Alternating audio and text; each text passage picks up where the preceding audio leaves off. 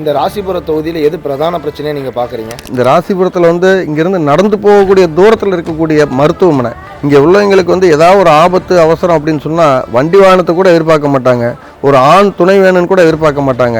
அப்படியே நடந்து 4-8 போனால் அந்த இடத்துல மருத்துவமனை இருக்குது. அந்த மாதிரி இந்த மக்கள்லாம் இத்தனை காலமாக பயன்படுத்திகிட்டு இருந்தாங்க. 8 கிலோமீட்டர் தள்ளி இருக்கக்கூடிய அணைப்பாளையம் என்ற பகுதிக்கு மாற்றிட்டாங்க. அங்கே மாற்றி இருக்கிறதுனால அங்கே மருத்துவமனைக்கு அவசரத்துக்கு போகவும் முடியாது, அங்கேருந்து திடீர்னு வரணும்னு சொன்னால் வரவும் முடியாது. அது ஒரு இக்கட்டான நிலைமையை உருவாக்கியிருக்காங்க இந்த ராசிபுரம் நகருக்கு. 2026 ராசிபுரம் சட்டமன்ற தொகுதியில் யார் வந்தால் நல்லா இருக்கும், என்ன காரணம்?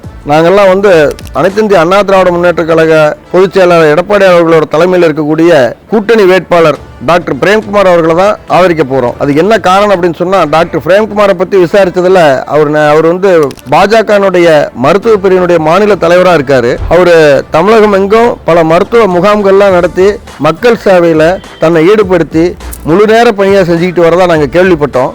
அப்படிப்பட்ட ஒரு மக்கள் சேவகர் இந்த மண்ணுக்கு ஒரு வேட்பாளராக கிடைச்சிருக்கிறதுல நாங்கள் ஒரு பெருமைப்படுறோம்.